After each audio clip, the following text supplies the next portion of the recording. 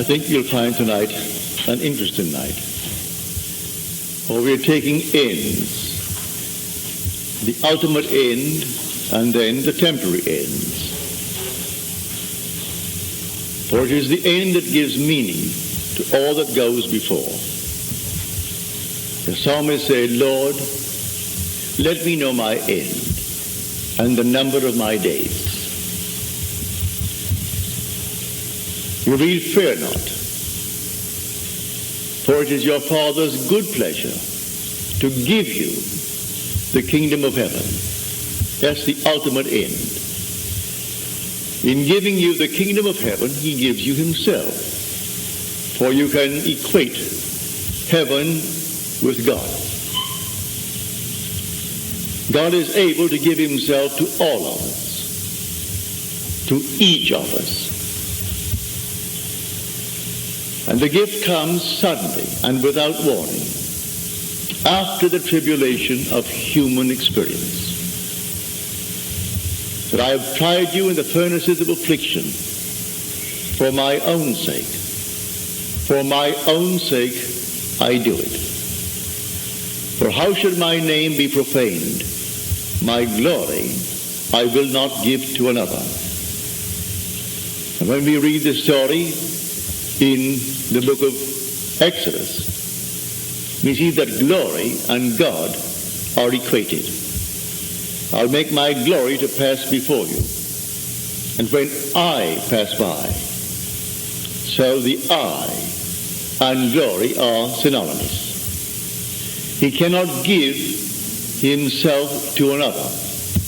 So the furnaces are simply to change man into himself. He became as I am, that I may be as he is. And so I pass through the tribulation of human experience. And then the end comes suddenly. The event comes in unique and unpredictable ways. Man thinks he can discover the way without having experienced it. You can't do it.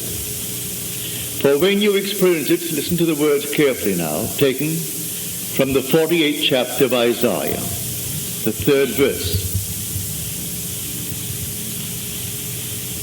The former things I declared of old. They went forth from my mouth.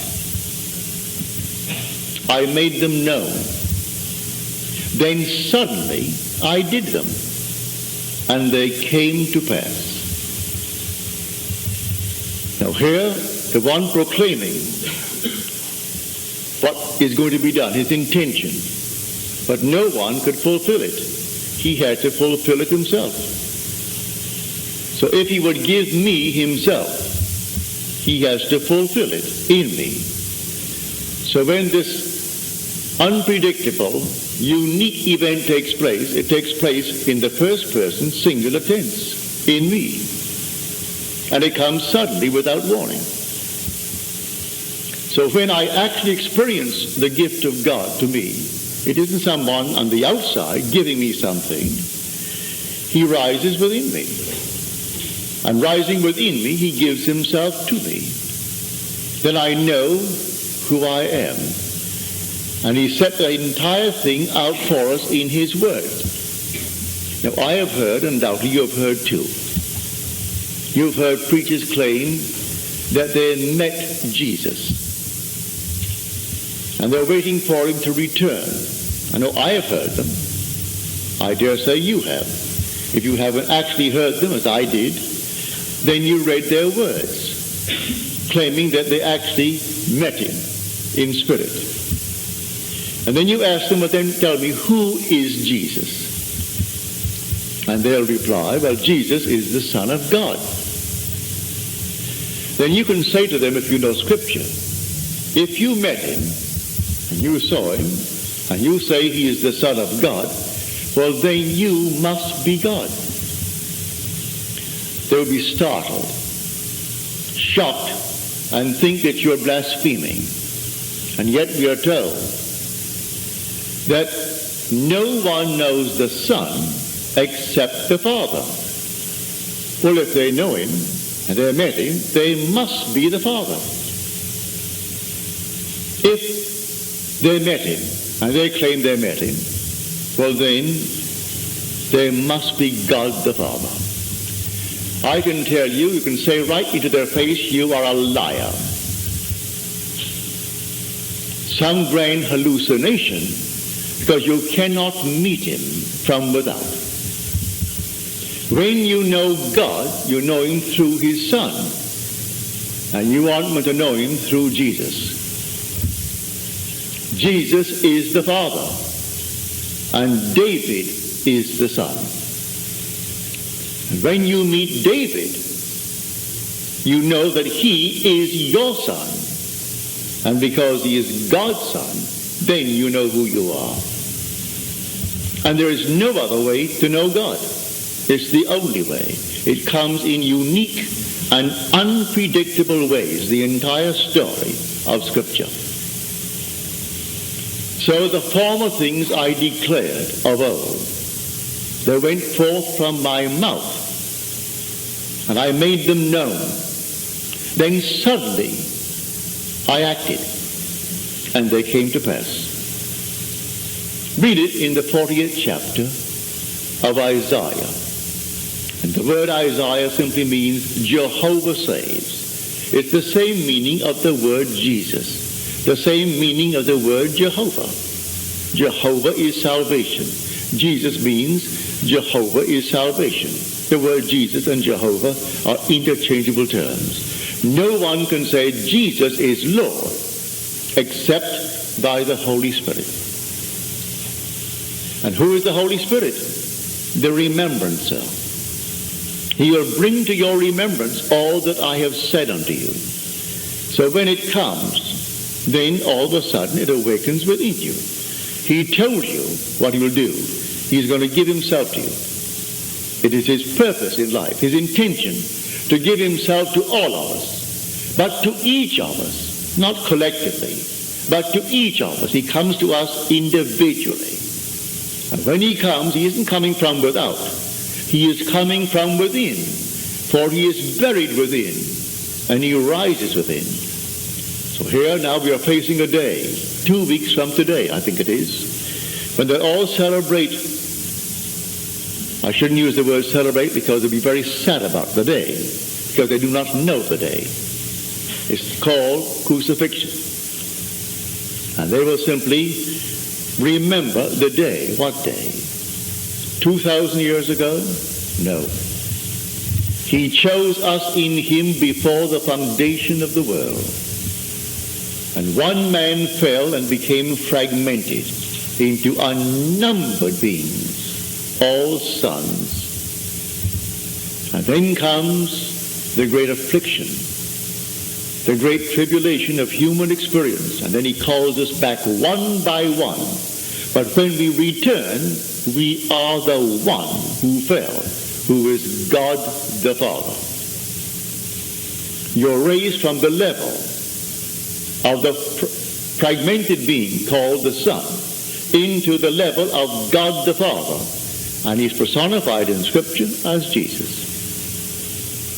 So when someone tells you, I met him, I've gone on TV panels with ministers. They brought on all kinds of pictures to show me these ancient things concerning Jesus. Well, about 35 years ago, an artist friend of mine took me to the Metropolitan Museum, rather the Metropolitan Library on 42nd and 5th, the New York Library. He was a member, and he took out 46 pictures of Jesus. No two looked alike. They were simply personifications of the artists who painted them. Here was the American Jesus, an open shirt, radiant blonde youth. Here came the Germanic Jesus, who would have enjoyed a lovely kind of bear.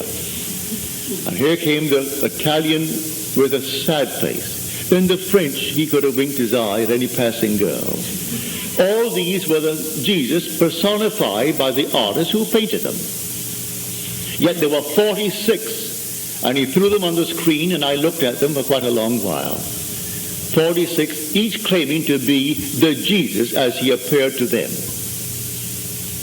And there are those who will put them on the wall and think there is a picture of Jesus. I saw in yesterday's paper a coming TV show in the not distant future where the sculptor is going to actually show you how he sculpted the face of Jesus. And there'll be millions, if they have that vast an audience, who will believe it and possibly buy one of these little things and stick it on the wall too. That's not Jesus. You will never know him unless he reveals himself through the Son. And the Son is David. And when David comes into your world, you instantly know. It instantly comes to pass. Listen to the words. I made it known to men. Suddenly I acted.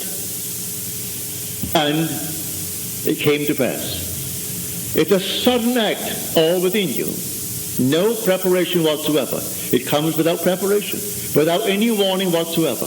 And suddenly when he appears, you know who you are, that you are the Lord Jesus. But no loss of identity. If your name is John, it's John.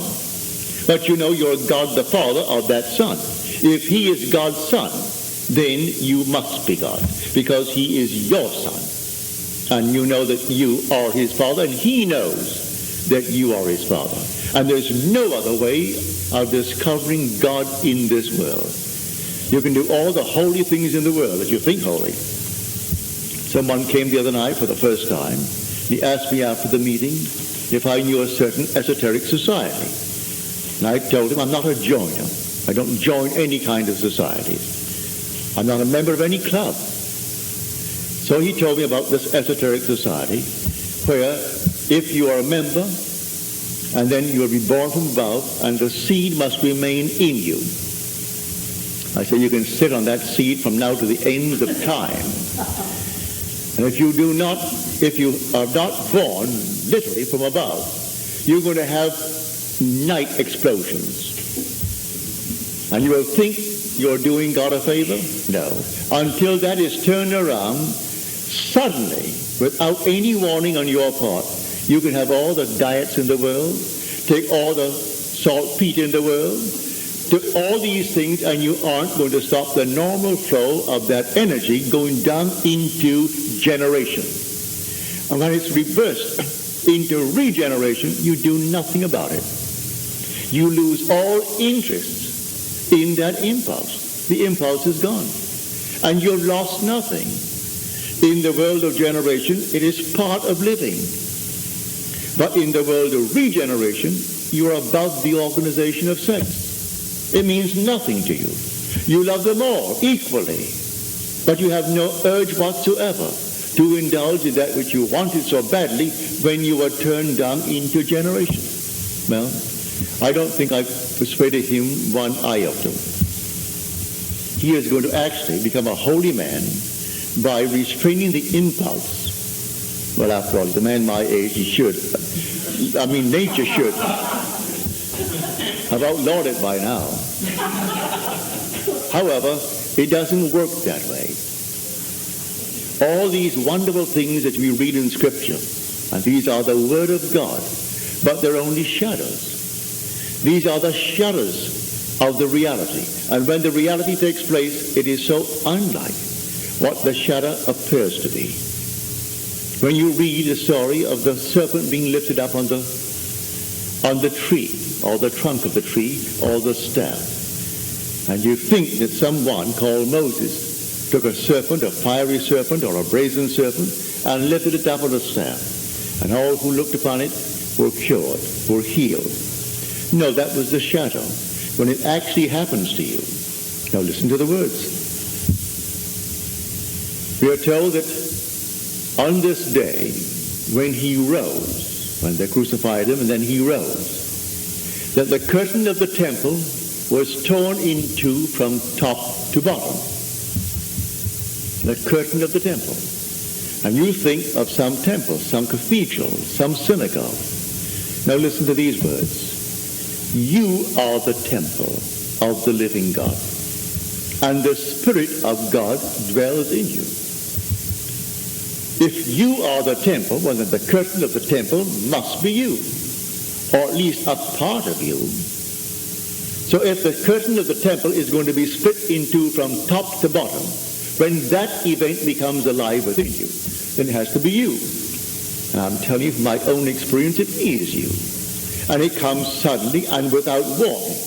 And your body is split in two from top to bottom. And at the base of your spine is a golden, liquid, pulsing, living light. And as you contemplate it, you know it's your very self. And you fuse with it. And then like a fiery serpent, you rise. The entire thing is reversed. The fire that went down into generation is now reversed into regeneration. And who did it? Well, you said, but I experienced it. So it's all now in the first person singular. So listen to the statement again from 48th of Isaiah. The former things I declared of old. They went forth from my mouth. I made them known. It's all in the first person. I.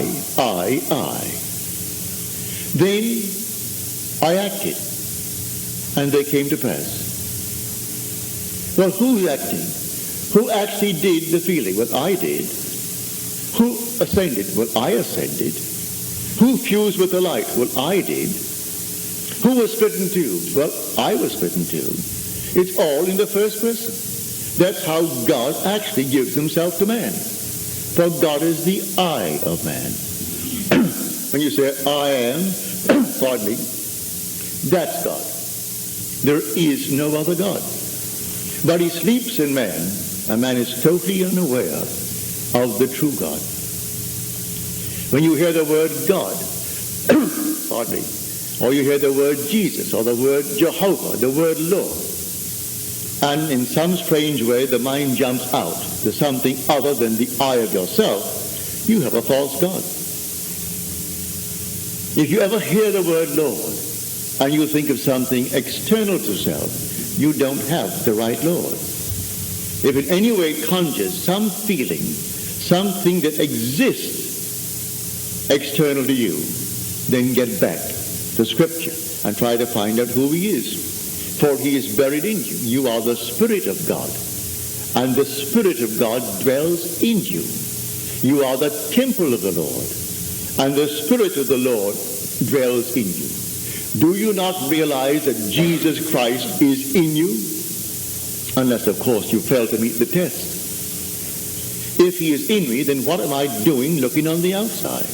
When I hear the word Jesus, am I going to think of someone on the outside?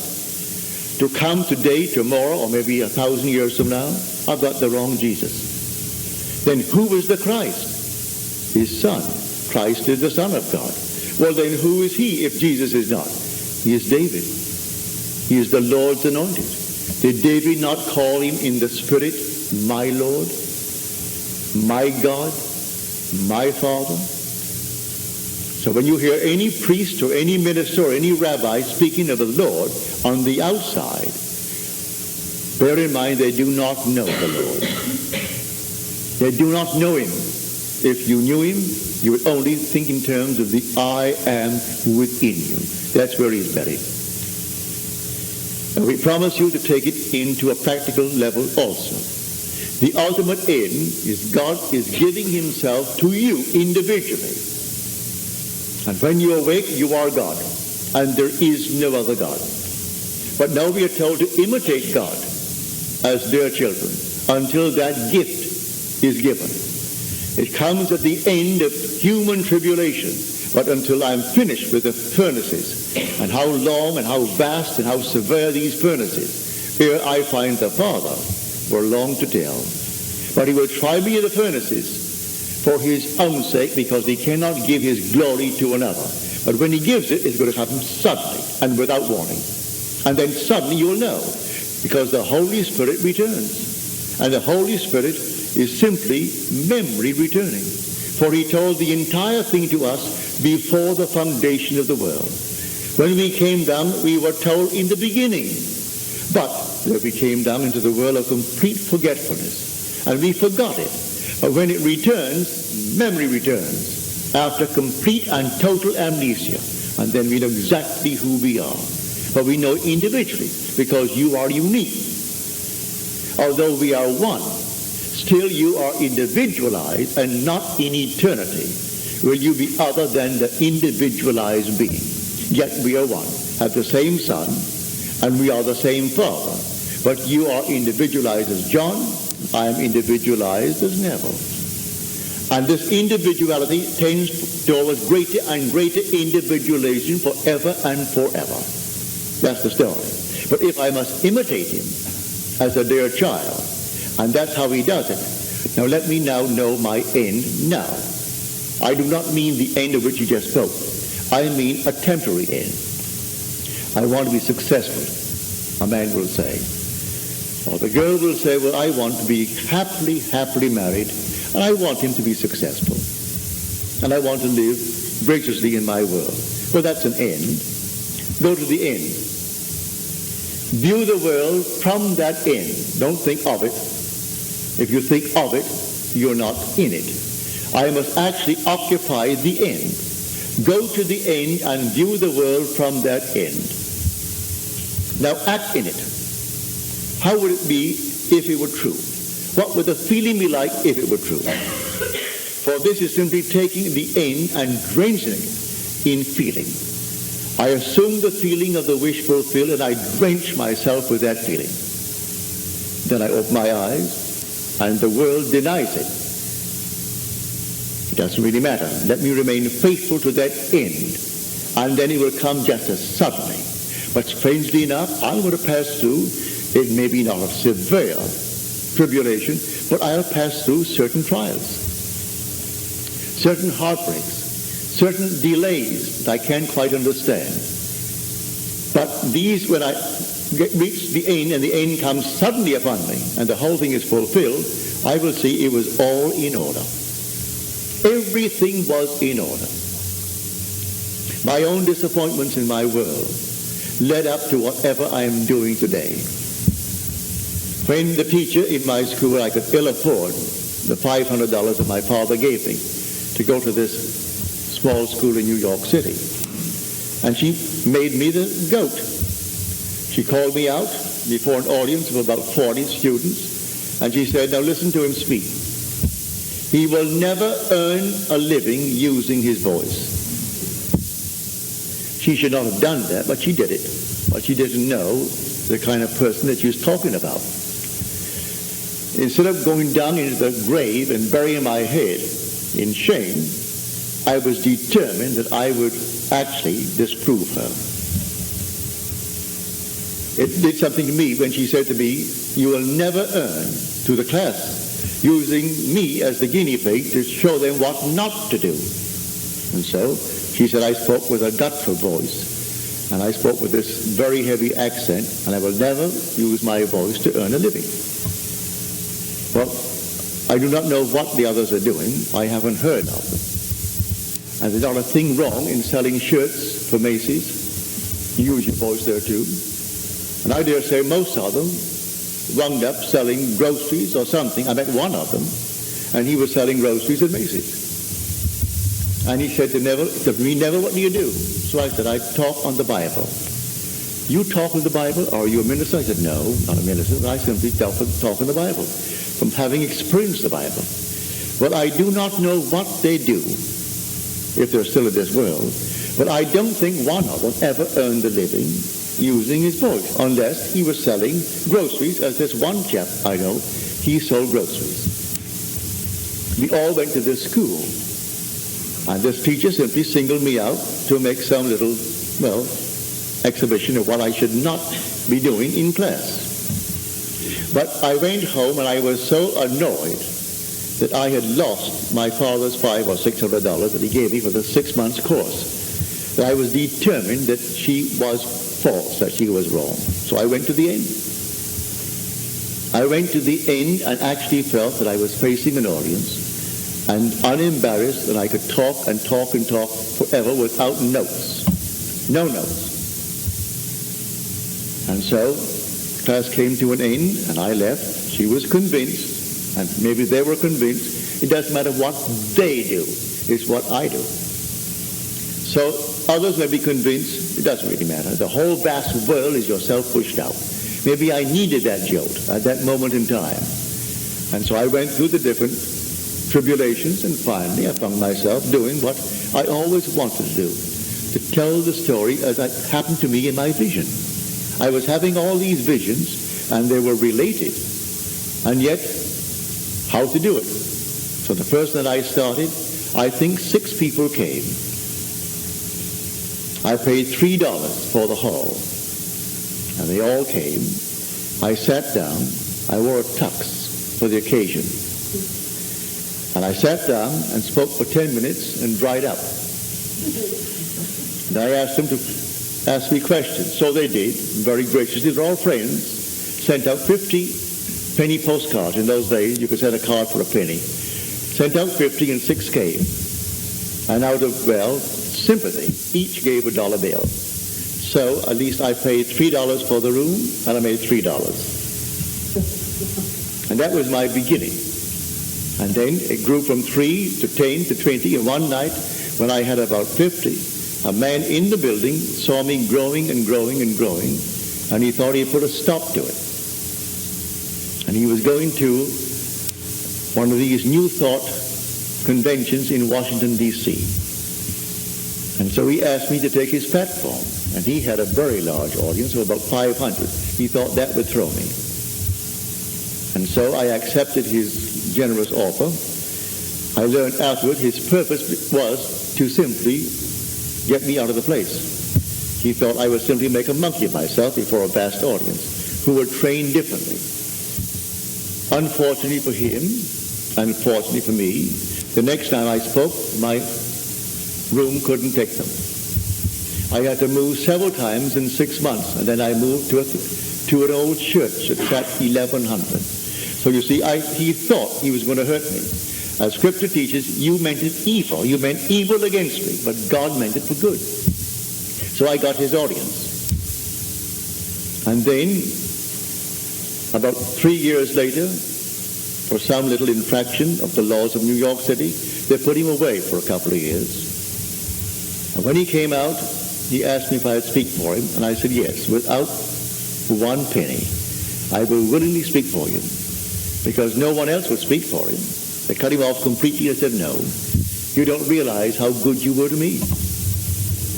And so I will speak for you. And I went up and I spoke for him without taking 1 penny. And then he couldn't get going again.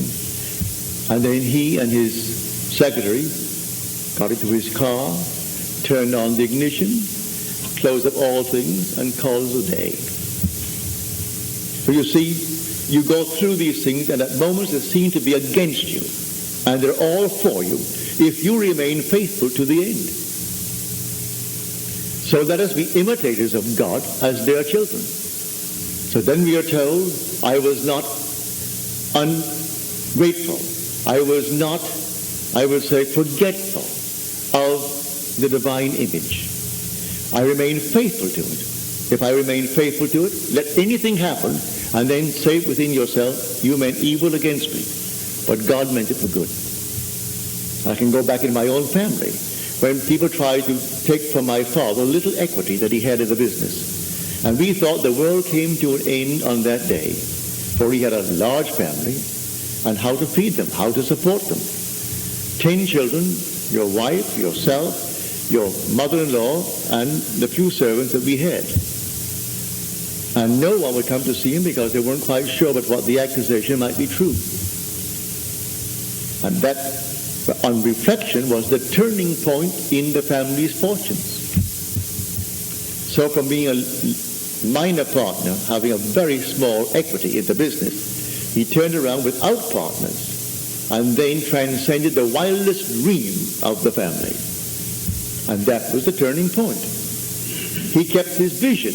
He knew he hadn't done a thing that was wrong, and he kept his vision concerning what he wanted in life and what he wanted for the family. So if you have a vision, and by vision I mean a daydream, what would you like to be in this world? Do you know it? Just what would you like to be? How would you like things to be in your world? Well, that's a vision. Well, now remain faithful to it. Tomorrow you may be given a severe blow. And you may interpret that as being set back. Time will prove it was a turning point in your fortunes. Everything will add up towards the fulfillment of your dream if you remain faithful to that vision. It's all in your own wonderful human imagination. That's God. God actually became as I am, as you are, that you may be as he is. And he takes upon himself all the weaknesses of man. But we say, well, God doesn't suffer. Well, now I ask you a question. If you're in pain, are you in pain? And you will say to me, yes, I am. Well, that's his name. God's name, he has no other name. That's who he is. So you say, I am in pain. I am embarrassed. I am unwanted. That's God's name. He is doing all the suffering because he goes through life with you, as you, until one day he reveals that he's you. It is God and God alone playing all the parts in the world. There's nothing but God. If God did not become as I am, I couldn't breathe. He is my breath.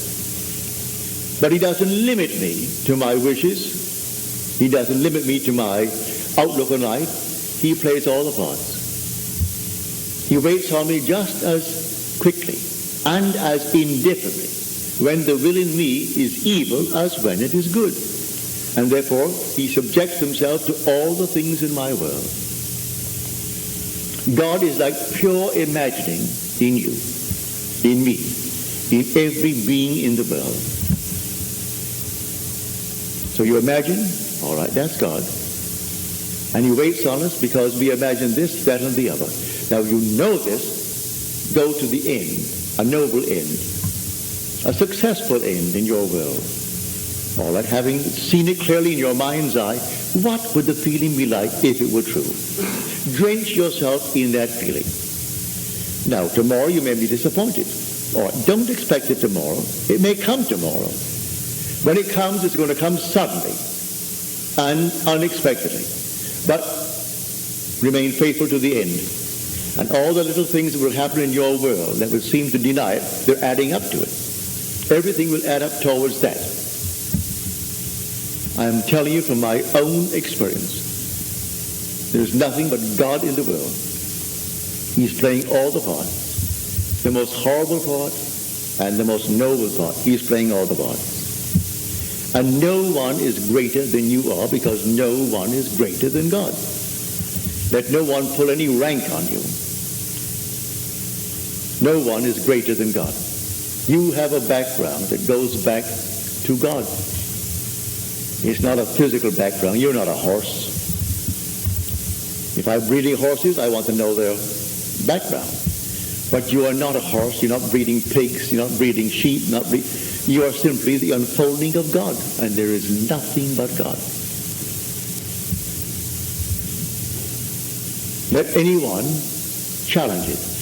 And if he wants me to go to the Bible to support my claims, I'll go with him to the Bible.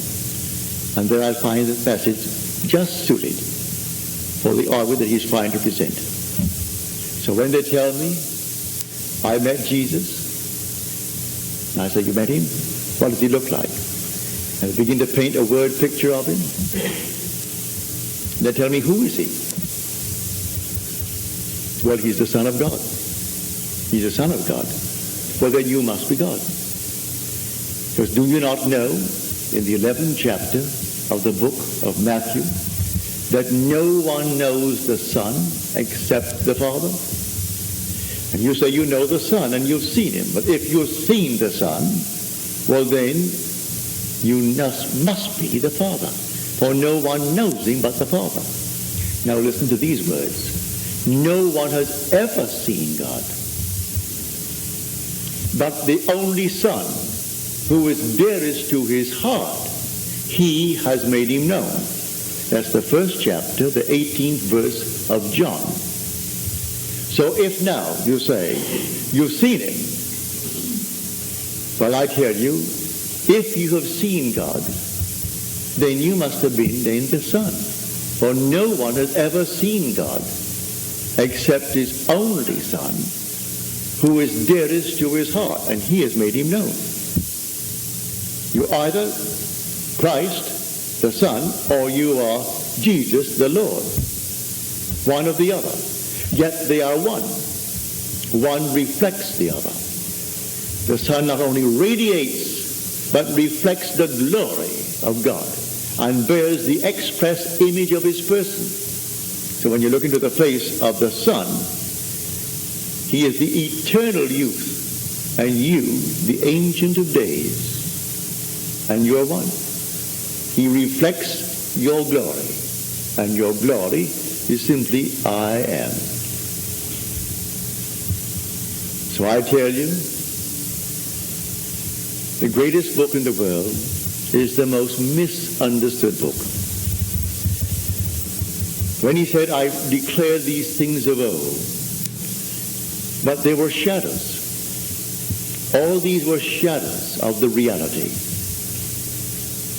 And when he himself comes into the world and fulfills his own declaration, then his shadow world rejects him. It's not what they were expecting. So we are told they rejected him.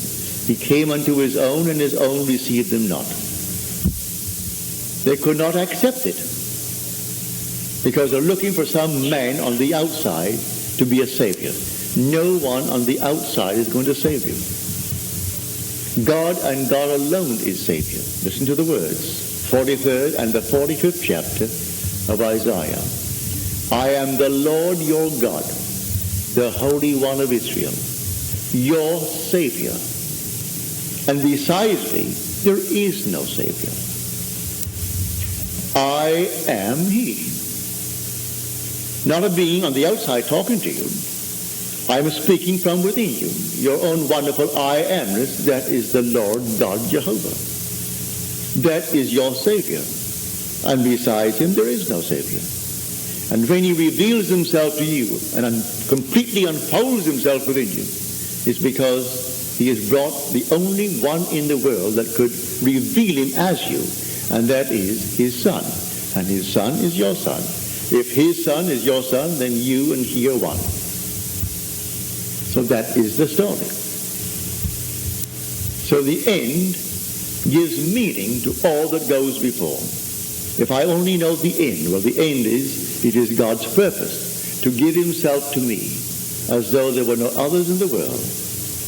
Just God, just self, and not two, just one. He broke down the barrier of partition between us, and now we became one. So he cleaved to me, his emanation, yet his wife, till the sleep of death was past. And when the sleep of death was past, then I awoke. And I awoke as the Father. And that is God the Father. And there is no other. Now tonight you have your wonderful dreams. Dream nobly. You want to be happily married? You want to be financially successful? You want to be known in your chosen work? All these things are but dreams. And if you know the law, you can dream them and make them come into this world. And when they come, they're going to come suddenly. Just without any warning whatsoever. That happens suddenly. Not even a little foreshadowing. Just suddenly it will appear. I know in my own case, these events, one after the other, I had no inkling when I slept that night, that this night a great event would take place and casting me in the central role. So we are told, and I acted, and it came to pass. I acted, and it came to pass. And so I didn't see a being on the outside calling himself God. I awoke within my skull and found it to be a sepulchre. It was I who awoke. It was I who came out.